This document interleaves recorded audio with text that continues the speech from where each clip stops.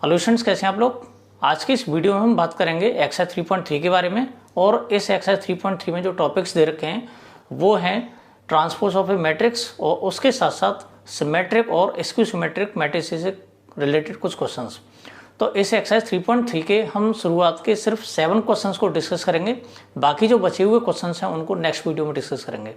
आइए वीडियो शुरू करते हैं। एक्सरसाइज का जो पहला क्वेश्चन है हमारा वो है फाइंड द ट्रांसपोज ऑफ। हमारे पास ये 3 मैट्रिसेस दे रखे हैं, तीनों मैट्रिसेस का हमें ट्रांसपोज फाइंड करना है। और हमें मालूम है जब हम किसी मैट्रिक्स का ट्रांसपोज फाइंड करते हैं तो रोज को कॉलम में कन्वर्ट कर देते हैं और कॉलम्स को रोज में।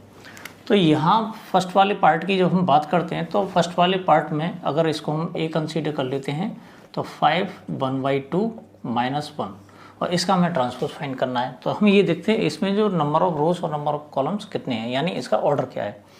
तो इसका जो ऑर्डर है तो यहाँ पे R1 R2 R3 3 रोज दे रखे हैं तो 3y और 1 कॉलम है तो इसका जो ऑर्डर बनेगा वो 3y1 का मिलेगा।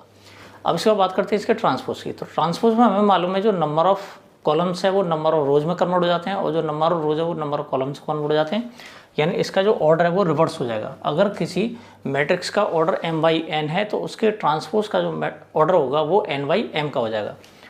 तो यहाँ पर अगर हम a' फाइंड करते हैं तो ये जो रोज हैं रोज कॉलम में कन्वर्ट हो जाएंगे, इसका जो ऑर्डर बन जाएगा वो 1/3 का हो जाएगा, यानी 5 1/2 और -1। बात करते हैं इसके सेकंड पार्ट की।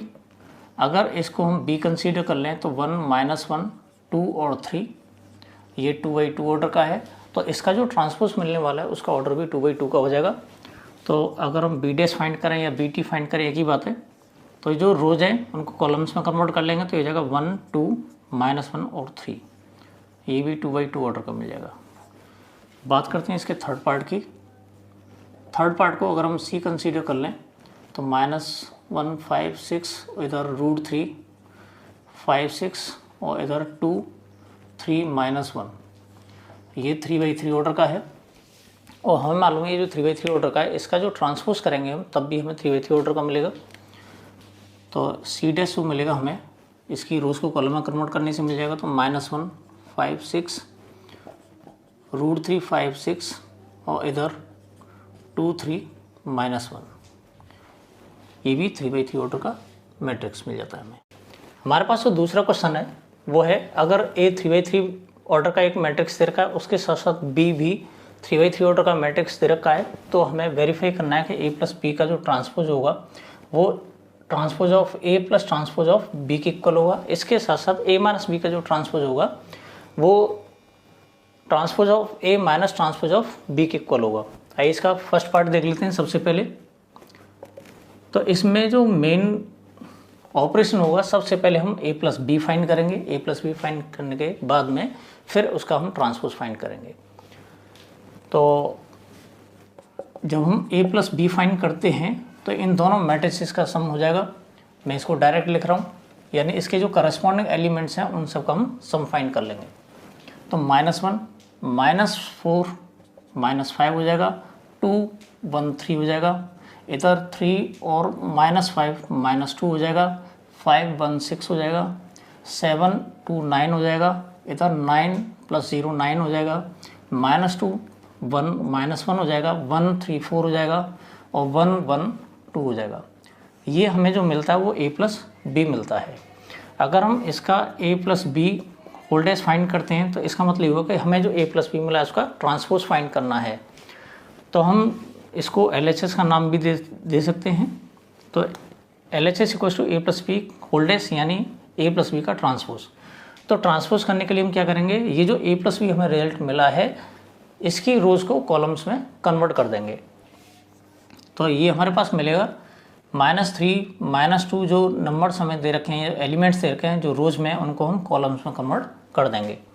तो ये जगह -5 3 -2, इसी तरीके से ये 6 9 9 और ये -1 4 और -2।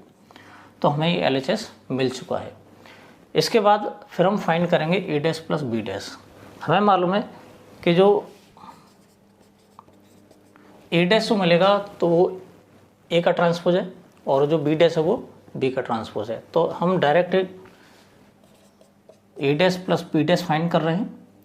तो ए डैश का मतलब है ए का ट्रांसपोज। तो ए को जब हम ट्रांसपोज करते हैं तो हमें मिलेगा -1 2 और 3, इधर 5 7 9 और इधर हो जाएगा -2 1 1 प्लस। इसके बाद बात करते हैं बी डैश की, तो इसका ट्रांसपोज लिख लेते हैं। तो -4 1 -5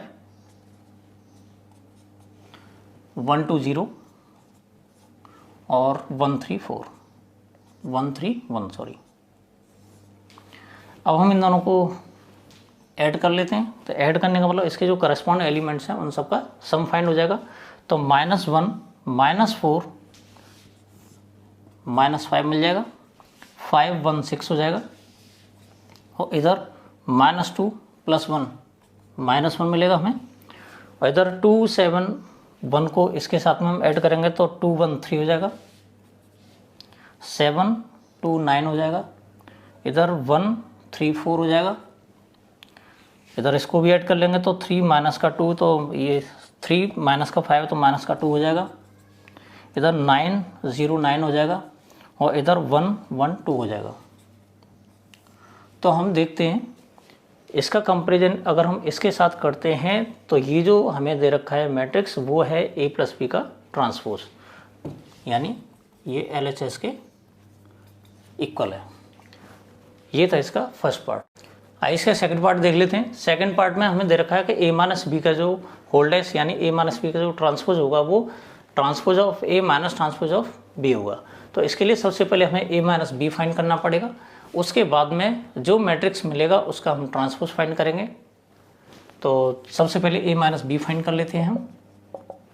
A - B फाइंड करने का मतलब A के जो एलिमेंट्स हैं उनमें से करस्पॉन्डिंग B के एलिमेंट्स को हम माइनस करते जाएंगे। तो यहाँ पर -1 -4 और इनके हम साइन चेंज कर लेते हैं तो ये प्लस का 4 हो जाएगा। तो -1 प्लस का 4 इस तरह से हमें मिल जाता है 3, और 2 में से 1 को माइनस करेंगे तो हमें 1 मिलेगा, और 3 में से -5 को माइनस करेंगे तो ये प्लस का हो जाएगा, 5 और 3 8 हो जाएंगे। 5 - 1 4 हो जाएगा, 7 - 2 5 हो जाएगा, और 9 - 0 9 मिलेगा हमें, -2 - 1 हो जाएगा -3 1 - 3 -2 हो जाएगा, इधर 1 - 1 0 मिल जाएगा। तो ये हमें जो वैल्यू मिलती है वो मिलती है A - B की, जो हमने डायरेक्ट फाइंड की है। आप डिटेल में फाइंड कर सकते हैं। अगर हम इसका A - B का होल्डेस फाइंड करते हैं जिसे हम ट्रांसपोज ऑफ A - B बोलेंगे, जो कि LHS भी है, तो हमने इसको इस तरह से लिख लिया। अब इसका हम ट्रांसपोज करते हैं, तो ट्रांसपोज करते टाइम में हमें मालूम है रोज़ को कॉलम में कन्वर्ट कर देंगे। तो ये 3 1 8 है वो इधर आ जाएगा, 4 5 9 और ये -3 -2 और 0। तो इस तरह से हमें ये A - B का ट्रांसपोज मिल जाता है। बात करते हैं RHS की। तो RHS के लिए सबसे पहले हमें A डैश और B डैश फाइंड करने पड़ेंगे और फिर उनका डिफरेंस फाइंड करना पड़ेगा। तो RHS लेते हैं हम। RHS में सबसे पहले हम लिखते हैं A डैश - B डैश। तो A डैश का मतलब है A मैट्रिक्स का ट्रांसपोज। तो इसका ट्रांसपोज फाइंड करते हैं तो ये जगह -1 2 3 5 7 9, उसके बाद में -2 1 1, ये हो जाएगा माइनस। B का ट्रांसपोज लिख लेते हैं तो -4 1 -5 1 2 0 और इधर हो जाएगा 1 3 1। अब इसमें से हम इसको माइनस कर लेंगे तो -1 -4 ये प्लस का हो जाएगा, तो हमें मिलेगा 3। 5 -1 4 -2 -1 -3, 2 से 1 को माइनस करेंगे तो हमें 1 मिलेगा, 7 से 2 को माइनस करेंगे तो हमें 5 मिलेगा, और 1 से 3 को माइनस करेंगे तो हमें माइनस का 2 मिल जाएगा। बात करते हैं इसके, तो 3 में से -5 को माइनस करेंगे तो ये प्लस का 5 हो जाएगा, 5 और 3 8 हो जाएगा। इधर 9 में से 0 को माइनस करेंगे तो हमें 9 मिलेगा, और इधर 1 - 1 जो होगा वो 0 हो जाएगा। अब इसका कंपैरिजन करते हैं हम इसके साथ में, तो हम देखते हैं कि दोनों मैट्रिसेस इक्वल हैं, और इक्वल होने का मतलब ये A - B की होल्डेस के इक्वल हो जाएगा, जो कि LHL भी है, LHS। तो मैं समझता हूँ ये क्वेश्चन समझ आ गया होगा। आइए बढ़ते हैं अगले क्वेश्चन की तरफ।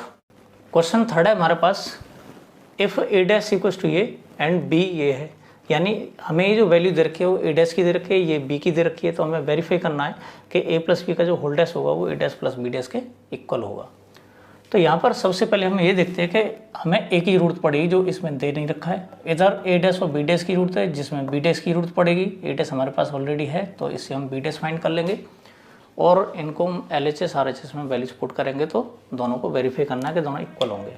तो उसके लिए सबसे पहले हम ए फाइंड करते हैं। तो हमें ये भी मालूम है कि ए डैश का जो होल डैश होता है वो एक इक्वल आता है। तो यहाँ पर ए डैश ऑलरेडी ये दे रखा है, तो इसका अगर हम ट्रांसपोज कर देते हैं तो हमें एक इक्वल मिल जाता है। तो इसका जो ट्रांसपोज होगा वो 3 -1 0 और 4 2 1 इसके इक्वल हो जाएगा। इधर बी डैश अगर हम फाइंड करें तो बी डैश हो जाएगा -1 2 1 और इधर 1 2 3, ये हमारा बी डैश हो जाएगा। अब बात करते हैं फर्स्ट वाले पार्ट की। तो फर्स्ट वाले पार्ट में हमें दे रखा है ए प्लस बी का होल डैश, तो उसके लिए हमें सबसे पहले ए प्लस बी फाइंड करना होगा और ए प्लस बी फाइंड करने के बाद में फिर उसका हम ट्रांसपोज फाइंड करेंगे। तो सबसे पहले हम ए प्लस बी फाइंड कर लेते हैं। तो ए प्लस बी फाइंड करेंगे तो हम क्या करेंगे, ये जो ए है और ये जो बी है दोनों का हम सम फाइंड करते हैं। तो डायरेक्ट लिख रहा हूँ मैं इसको। तो ये हो जाएगा 3 प्लस -1, ये हमें 2 मिलेगा। इधर -1 और 2 1 हो जाएगा, 0 और 1 1 हो जाएगा। इधर 4 और 1 5 हो जाएगा, 2 और 2 4 हो जाएगा। इधर 1 और 3 4 हो जाएगा। तो ये हमें ए प्लस बी की वैल्यू मिल चुकी है। इसकी हेल्प से अगर हम ए प्लस बी का होल डैश जिसे हम ट्रांसपोज कहते हैं वो निकालेंगे तो हमें मिलता है 2 1 1 5 4 4, यानी इसका जो ऑर्डर था वो 2/3 का है, तो हमें जो मिलता है वो 3/2 ऑर्डर का एक ट्रांसपोज वाला मैट्रिक्स मिल जाता है। बात करते हैं इसके RHS की। तो RHS में हमें मालूम है ए डैश प्लस बी डैश दे रखा है और ए डैश बी डैश का हम सम फाइंड करेंगे। तो ए डैश हमारे पास ये है और बी डैश हमारे पास ये दे रखा है, दोनों को नोट कर लेते हैं। तो 3 4 -1 2 और इधर 0 1 मिल जाता है। इसके साथ साथ फिर हम बी डैश को लिखते हैं तो -1 1 इधर 2 2 और इधर 1 और 3 मिल जाता है। अगर हम इन दोनों का सम फाइंड करें तो इधर 3 और -1 है तो ये 2 मिल जाएगा हमें, 4 1 से 5 मिल जाएगा, -1 2 से हमें 1 मिल जाएगा, 2 और 2 से 4 मिल जाएगा, 0 और 1 से 1 मिल जाएगा, 1 और 3 से 4 मिल जाता है। जब हम इसका कंपेरिजन इसके साथ में करते हैं तो देखते हैं कि दोनों की वैल्यू सेम है, दोनों मैट्रिसेस इक्वल है। इसका मतलब ये जो है LHS के इक्वल होगा। तो ये फर्स्ट पार्ट इसका वेरीफाई हो चुका है। अब बात करते हैं हम सेकंड पार्ट की। तो सेकंड पार्ट में हमें दे रखा है ए माइनस बी का whole dash equal to A dash minus B dash. तो उसके लिए सबसे पहले हमें ए माइनस बी फाइंड करना पड़ेगा। तो ए माइनस बी जब हम फाइंड करेंगे तो ए में से बी को माइनस करके करस्पॉन्डिंग एलिमेंट्स को, तो हमारे पास ए जो दे रखा है वो ये वाला है और बी हमारे पास ये दे रखा है। तो इसमें से हम इसको माइनस कर लेंगे, मैं डायरेक्ट माइनस कर रहा हूँ। तो 3 में से जब हम -1 को माइनस करते हैं तो ए +1 में कन्वर्ट हो जाएगा, 3 और 1 4 मिल जाएगा हमें, -1 -2 माइनस का 3 हो जाएगा, इधर 0 -1 -1 हो जाएगा, इधर 4 -1 3 मिलेगा और इधर 2 -2 0 हो जाएगा और इधर 1 माइनस का 3 माइनस का 2 मिल जाएगा। ये हमें मिलता है ए माइनस बी। अब बात करते हैं LHS की। LHS में हमें दे रखा है ए माइनस बी का होल डैश, यानी हमें जो ए माइनस बी मैट्रिक्स मिला है इसका ट्रांसपोज कर लेते हैं। तो इसका जो ट्रांसपोज करते हैं तो हमें मिलता है 4 -3 -1 इधर 3 0 माइनस का 2। ये हो गया हमारा LHS। बात करते हैं हम RHS की। तो RHS में हमें दे रखा है ए डैश माइनस बी डैश। तो ए डैश हमारे पास जो दे रखा है वो है 3 4 -1 2 और इधर 0 1 माइनस। बात करते हैं बी डैश की। तो बी डैश हमारे पास -1 1 2 2 और ये 1 3। तो a dash minus B dash find कर लेते हैं। तो इसमें से इसको माइनस करेंगे तो 3 -1 +1 में कन्वर्ट हो जाएगा, तो ये जाएगा 4 4 माइनस का 1 3 मिलेगा हमें, -1 -2 माइनस का 3 हो जाएगा 2 -2 0 और 0 -1 -1 और इधर 1 -3 माइनस का 2 मिल जाएगा। जब हम इसका कंपैरिजन इसके साथ में करते हैं तो हम देखते हैं कि LHS के इक्वल आ रहा है, तो यानी ये LHS है। तो क्वेश्चन समझ आ गया होगा, दोनों पार्ट्स बहुत ज़्यादा इजी थे। आइए बढ़ते हैं अगले क्वेश्चन की तरफ। क्वेश्चन नंबर 4 में हमें किसी मैट्रिक्स का ट्रांसपोज दे रखा है, किसी मैट्रिक्स का ए का ट्रांसपोज है ये, तो ए का ट्रांसपोज दे रखा है, इधर बी मैट्रिक्स दे रखा है। तो हमें जो वैल्यू फाइंड करनी है वो a+2b के होल डैश यानी a+2b फाइंड करेंगे सबसे पहले, फिर उसका हम ट्रांसपोज फाइंड करेंगे। तो उसके लिए हम सबसे पहले क्या करते हैं, a+2b लिख लेते हैं इसको, इसका होल डैश। तो इसकी प्रॉपर्टीज़ का यूज़ करते हैं तो हमें मिलता है a+2b का होल डैश, और इसको हम लिख सकते हैं a+2 into b dash property से। तो यहाँ पर हमें a डैश की वैल्यू ऑलरेडी मालूम है ही है, इधर 2 लिख लेंगे, इधर b डैश हम इससे फाइंड कर लेंगे और दोनों का सम फाइंड कर लेंगे। तो a डैश हमारे पास जो दे रखा है वो दे रखा है -2 3 1 2 +2 इंटू b डैश होगा हमें इससे मिलेगा, यानी इसका ट्रांसपोज फाइंड कर लेता हूँ, हमें मिलता है -1 0 और 1 2, ये इसका ट्रांसपोज है। तो -2 3 1 2 +2 का इसमें हम इंटू कर लेते हैं तो हमें मिल जाएगा -2 2 0 और 4, दोनों का हम सम फाइंड कर लेंगे। तो -2 -2 -4 3 2 5 1 0 1 और इधर 2 4 6, तो ये इसका आंसर हो जाता है। हमारे पास जो अगला क्वेश्चन है वो है क्वेश्चन नंबर 5, और इसमें दे रखा है कि for the matrices A and B verify that AB का whole dash equals to B dash into A dash. इस का मतलब ये है कि इस बार हमें प्रोडक्ट की हेल्प लेनी पड़ेगी, यानी मल्टीप्लिकेशन ऑफ मैट्रिसेस का वाला कॉन्सेप्ट है। तो इसमें A दे रखा है 3/1 ऑर्डर का और ये दे रखा है 1/3 ऑर्डर का। इधर ये 3/1 है और ये 1/3 है। तो यहाँ पर सबसे पहले ये देखते हैं क्या अगर हम AB फाइंड करते हैं तो क्या AB डिफाइंड है, यानी क्या A और B का जो प्रोडक्ट है वो पॉसिबल है। तो यहाँ पर इसके जो नंबर ऑफ कॉलम्स हैं वो इसके नंबर ऑफ रोज़ के इक्वल हैं, इसका मतलब प्रोडक्ट पॉसिबल है। और इसका जो हमें आंसर मिलने वाला है प्रोडक्ट के बाद में वो 3/3 ऑर्डर का होने वाला है, इसका मतलब कंफर्म हो गया प्रोडक्ट। तो सबसे पहले हम AB फाइंड करते हैं, तो AB में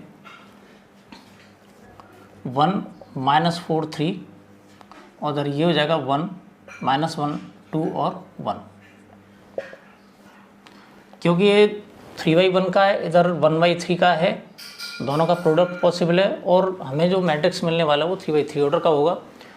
तो इसकी रोज़ का हम मल्टीप्लाई करेंगे इसके कॉलम के साथ में, तो 1 का -1 में करेंगे तो -1 मिल जाएगा, 1 का 2 में करेंगे तो 2 मिल जाएगा, इधर 1 का 1 में मल्टीप्लाई करेंगे तो 1 मिल जाएगा।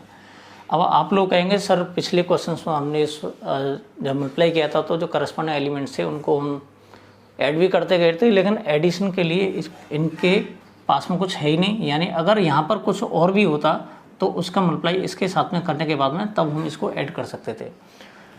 आगे देखते हैं -4 का इन सब के साथ मल्टीप्लाई करेंगे तो ये हो जाएगा -4 का -1 में करें तो ये प्लस का 4 हो जाएगा, -4 का 2 में करें तो -8 हो जाएगा, -4 का 1 में करें तो माइनस का 4 हो जाएगा। सेम कंडीशन इसके लिए, तो ये जाएगा -3 6 और 3, हमें ये 3/3 ऑर्डर का मैट्रिक्स मिल चुका है। अगर इसी से हम AB का ट्रांसपोज निकालते हैं तो हमें मिल जाएगा इसकी रोज़ को कॉलम में कन्वर्ट करके, तो -1 2 1 4 -8 -4 और इधर मिल जाएगा -3 6 और 3, यानी ये AB का ट्रांसपोज मिल गया।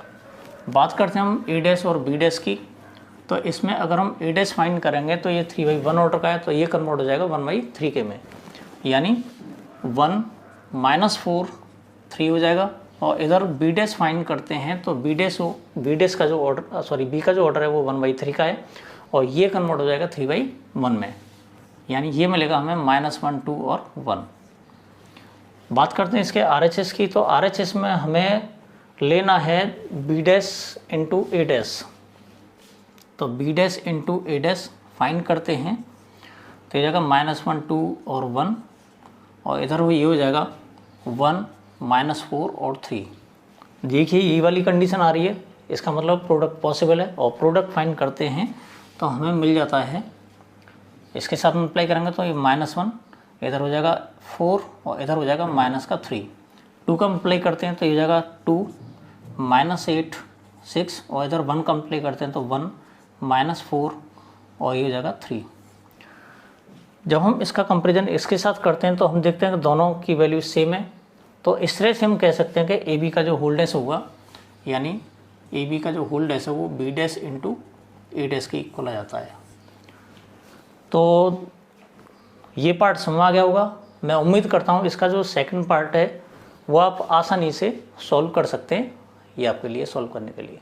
आइए अगला वाला क्वेश्चन देख लेते हैं। हमारे पास जो क्वेश्चन 6 है उसमें 2 पार्ट्स दे रखे हैं। पहले पार्ट में दे रखा है अगर ए की वैल्यू ये वाला मैट्रिक्स हो तो वेरीफाई करना है कि हमें a dash into a equal to I के इक्वल होगा। आई यहाँ पर एक आइडेंटिटी मैट्रिक्स है। सेम कंडीशन यहाँ पर है, अगर ए ये दे रखा है तो हमें प्रूफ करना है कि ए डैश इंटू ए की वैल्यू आई के इक्वल होगी। आइए इसका फर्स्ट पार्ट देख लेते हैं। तो फर्स्ट पार्ट में हमें प्रोडक्ट जो फाइंड करना है या मल्टीप्लिकेशन जो फाइंड करना है मैट्रिसेस का, वो ए डैश इंटू ए, जहाँ पर ए डैश होगा वो ए का ट्रांसपोज होगा। तो सबसे पहले हम LHS ले लेते हैं इसकी। LHS में ए डैश इंटू ए दे रखा है, तो ए डैश जो हमें मिलेगा इसका ट्रांसपोज करके मिलेगा, तो ये हो जाएगा कॉस एल्फा साइन एल्फा और इधर माइनस साइन एल्फा और ये जाएगा कॉस एल्फा। और इसका मल्टीप्लाई करते हैं हम ए के साथ में, यानी कॉस एल्फा यहाँ साइन एल्फा, इधर माइनस साइन एल्फा, ये हो जाएगा कॉस एल्फा। इसके बाद जब हम दोनों का प्रोडक्ट फाइंड करते हैं, ये 2/2 ऑर्डर का है, ये भी 2/2 ऑर्डर का है, इनका जो प्रोडक्ट है वो पॉसिबल है, यानी स्क्वायर मैट्रिक्स हैं सेम ऑर्डर के हैं तो इनका प्रोडक्ट पॉसिबल होता है। तो इसका मल्टीप्लाई करते हैं हम इसके साथ में, यानी इसकी रो और इसका कॉलम। तो यहाँ पे कॉस एल्फा का कॉस एल्फा के साथ में जब हम इंटू करते हैं तो हमें मिलता है कॉस स्क्वायर एल्फा, और इसका इसके साथ में इंटू करते हैं तो मिलता है हमें प्लस का साइन स्क्वायर एल्फा। अब इस R1 का मल्टीप्लाई करेंगे हम इस C2 के साथ में, तो कॉस एल्फा का साइन एल्फा के साथ में इंटू करते हैं तो ये मिलता है हमें cos alpha into sine alpha, और इसका इसके साथ में इंटू करते हैं तो ये माइनस का ये प्लस का है तो आंसर नेगेटिव आएगा। तो sign alpha into cos alpha, जिसे हम cos alpha into sine alpha भी लिख सकते हैं। बात करते हैं इसकी। अब हम R2 का मल्टीप्लाई करेंगे C1 के साथ में, उसके बाद फिर करेंगे हम C2 में। तो सबसे पहले हम R1 का मल्टीप्लाई कर लेते हैं हम C1 के साथ में, तो साइन एल्फा का कॉस एल्फा के साथ में मल्टीप्लाई करेंगे तो हमें मिल जाता है sign alpha into cos alpha, और इसका मल्टीप्लाई इसके साथ में करते हैं तो माइनस का sine alpha into cos alpha मिल जाता है। अब R1 का मल्टीप्लाई करते हैं हम इस R2 का मल्टीप्लाई करते हैं हम C2 के साथ में। जब इसका इसमें इंटू करेंगे तो हमें मिल जाता है साइन स्क्वायर एल्फा, इधर कॉस एल्फा का इसमें इंटू करते हैं तो हमें मिल जाता है कॉस स्क्वायर एल्फा। हमें मालूम है इसकी जो वैल्यू 1 होती है, इधर ये दोनों कैंसिल हो जाएंगे, ये कैंसिल हो जाएगा, तो ये जो मिलता है हमें ये 1 की वैल्यू है, इधर हमें 0 मिलेगा, ये 0 मिल चुका है और ये है 1, जो कि 2/2 ऑर्डर का एक आइडेंटिटी मैट्रिक्स है। इस तरह से जो LHS है वो RHS के इक्वल हो जाती है। तो मैं समझता हूँ पहला वाला पार्ट इसका समझ आ गया होगा, तो कोशिश करना आप लोग कि इसका सेकंड पार्ट कर सको, आप लोगों को करना ही है। मैं समझता हूँ आराम से कर लोगे, कोई दिक्कत वाली बात नहीं होगी। हमारे पास जो 7th क्वेश्चन दे रखा है उसमें 2 पार्ट्स दे रखे हैं। पहले पार्ट में प्रूफ करवा रहा है कि अगर हमारे पास 3/3 ऑर्डर का एक मैट्रिक्स दे रखा है तो प्रूफ करो कि ये सिमेट्रिक मैट्रिक्स होगा, और उसके साथ साथ सेकंड पार्ट में दे रखा है अगर ये 3/3 ऑर्डर का एक मैट्रिक्स है तो प्रूफ करो कि ये सिमेट्रिक मैट्रिक्स होगा। तो 1 बाय 1 इनको सॉल्व करते हैं। तो पहले पार्ट को जब हम गौर से देखते हैं तो यहाँ पर क्योंकि ये सिमेट्रिक मैट्रिक्स प्रूव करवा रहा है तो इसको ओवरली हम देख लेते हैं। तो सिमेट्रिक मैट्रिक्स की एक खासियत होती है कि अगर AJ के इक्वल आता है तो कहा जाता है कि वो सिमेट्रिक मैट्रिक्स होगा। सबसे पहले हम बात करते हैं A1 2 की। तो यहाँ पर जो A1 2 है, क्या A2 1 के इक्वल है? बिल्कुल सही है। यहाँ पर ये जो एलिमेंट दे रखा है ये दे रखा है A1 3 का, तो जो A1 3 है क्या वो A3 1 की इक्वल है? बिल्कुल सही है, दोनों इक्वल आ रहे हैं। अगर हम बात करते हैं इस एलिमेंट की, तो ये जो एलिमेंट है ये है A2 3 का, तो ये जो क्या A2 3 है क्या A3 2 के इक्वल है? ये भी इक्वल है। इसका मतलब हुआ कि ये एक सिमेट्रिक मैट्रिक्स होगा। दूसरा तरीका क्या है, अगर इसका हम ट्रांसपोज फाइंड करते हैं, A' फाइंड करते हैं, तो इसकी जो रोज हैं वो कॉलम में कन्वर्ट कर देंगे और कॉलम्स को रोज में कन्वर्ट कर लेंगे। तो जब हम कन्वर्ट करते हैं तब भी हमें 1 - 1 5 और इधर -1 2 1 और इधर 5 1 3। तो ट्रांसपोज करने के बाद भी हमें यही वाला मैट्रिक्स मिलता है, तो इस तरह से हम कह सकते हैं कि ये एक सिमेट्रिक मैट्रिक्स होगा। बात कर लेते हैं इसके स्क्यू सिमेट्रिक के बारे में। तो स्क्यू सिमेट्रिक की खासियत होती है कि जो डायगोनल एलिमेंट्स हैं वो सब के सब जीरो होते हैं, जो कि इसमें दे रखा है। दूसरी बात ये होती है कि AIJ की जो वैल्यू होती है वो -AJI के इक्वल होती है, यानी हम I और J को रिवर्स कर देते हैं, उसके साथ साथ उसका जो साइन है वो अपोजिट आता है। तो यहाँ हम देखते हैं, यहाँ पे जो A1 2 है ये 1 दे रखा है, तो 1 की न्यूमेरिकल वैल्यू सेम रहेगी, लेकिन इसका अपोजिट साइन यहाँ मिल जाएगा, यानी बिल्कुल सही है। यहाँ -1 दे रखा है तो यहाँ अपोजिट साइन के साथ में ये नंबर होगा। यहाँ 1 दे रखा है तो इसके अपोजिट साइन के साथ में ये वाला नंबर यहाँ मिल जाता है। इसका मतलब ये स्क्यू सिमेट्रिक ही है। अब दूसरा प्रोसीजर कैसे सॉल्व करने का वो है कि अगर हमें कोई मैट्रिक्स दे रखा है उसका हम ट्रांसपोज फाइंड करते हैं। अगर उसका जो ट्रांसपोज है वो -1 के इक्वल आता है तो कहा जाता है कि ये स्क्यू सिमेट्रिक मैट्रिक्स होगा। तो सबसे पहले इसका हम ट्रांसपोज फाइंड करते हैं। तो ट्रांसपोज फाइंड करेंगे तो हमें मिल जाता है 0 1 -1, इधर 0 1 -1 -1 0 1 और इधर हो जाएगा 1 -1 0, ये मिल जाता है। और इस मैट्रिक्स में से अगर हम -1 कॉमन ले लेते हैं तो हमें मिलेगा 0 1 -1 -1 0 1 और ये 1 -1 0। अब हम देखते हैं कि ये जो मैट्रिक्स हमें मिला है वो बिल्कुल ठीक इसके इक्वल है, यानी ये दोनों सेम हैं, तो इसको लिख सकते हैं हम -A।